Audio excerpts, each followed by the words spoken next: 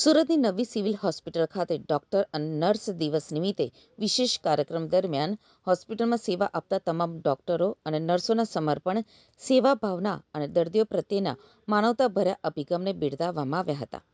આ કાર્યક્રમમાં ઉપસ્થિત અધિકારીઓએ આરોગ્ય સેવાઓને વધુ અસરકારક અને સંવેદનશીલ બનાવવા ઉપર ભાર મૂક્યો હતો. ખાસ કરીને દર્દીઓ સાથે સહાનુભૂતિપૂર્વક વર્તન રાખી સેવા આપવાની અપીલ કરવામાં આવી હતી.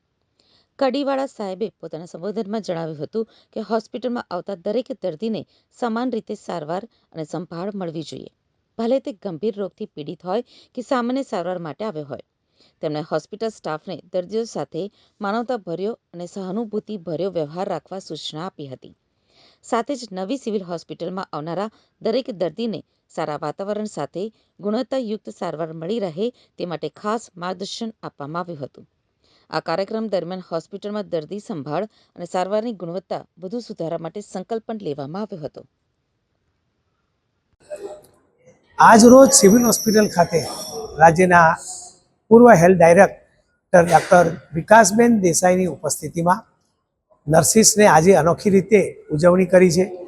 પોતાનું વાણી, વર્તન અને વ્યવહાર દર્દી સાથે કેવો હોવો જોઈએ, વોર્ડ મેનેજમેન્ટમાં નર્સિસની શું મુખ્ય ભૂમિકા છે, ગરમીના સમયમાં શું મુખ્ય ભૂમિકાઓ છે, અને વિશેષ જે વૃદ્ધાશ્રમો જે ખુલી રહ્યા છે પણ એક સ્ત્રી તરીકે બીજી સ્ત્રીને સમજ આપે કે પોતાની સાસુ કે માતા કે પરિવારજનોને વૃદ્ધાશ્રમમાં ના મૂકતા પોતે પણ કાળજી રાખે.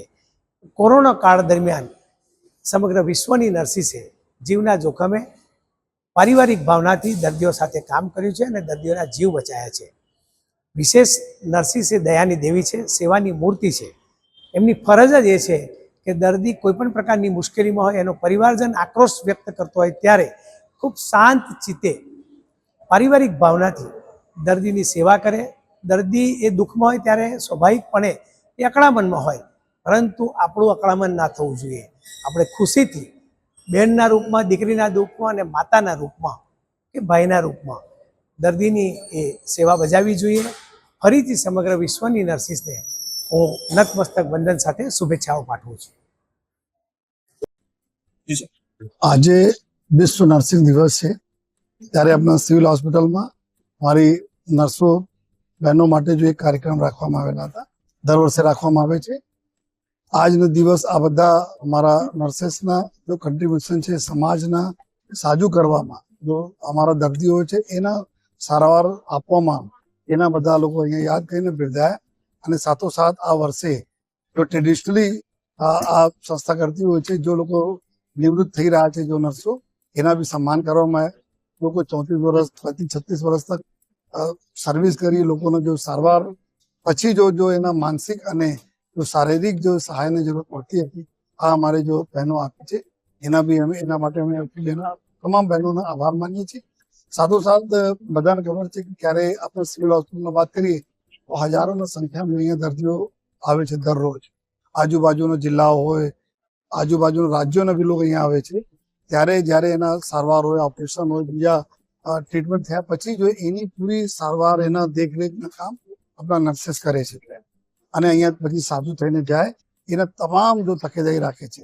ચાહે ગંભીર રોગચાળો હોય, ઇવન કોરોનાના સમયમાં જ્યારે લોકો પોતાના આપણા સગા સંબંધીઓ પાસે નથી જતા હતા, ત્યારે આ બધા નર્सेस અમારા જો એના દેખરેખ કરતી હતી. તો આ અમારી ત્યાગ, સમર્પણ અને સાહસના પ્રત્યેક તમામ નર્સોને અમે વંદન કરીએ છીએ અને સાથોસાથ શુભેચ્છા પણ પાઠવીએ છીએ કે સમાજના અભિન્ન અંગ હોવાના કારણે આપ આવનાર દિવસોમાં બી હકારાત્મક, સકારાત્મક અભિગમ રાખીને લોકોના દર્દીઓની સેવા કરતા રહેજો. અને આ દર્દીઓ એવા સમય કોઈ દિવસ ભૂલતા નથી જ્યારે આ હોસ્પિટલમાં હોય અને એના જો સારવાર મળે, સારવાર દરમિયાન જો એના સાથે જો બિહેવિયરલ જો થાય છે, એના કોઈ દિવસ ભૂલતા નથી જોઈએ. તો ફરીથી જો આજ વિશ્વ નર્સિંગ દિવસ में હું સુરત શહેર પોલીસ પરિવાર તરફથી તમામ અમારા નર્સ બહેનોના ખૂબ ખૂબ જો શુભેચ્છા આપું છું, અભિનંદન આપું છું. અને આવનાર સમયમાં આ રીતે સેવા સુરત કરતી રહો એવી પણ જો વિનંતી કરી છે.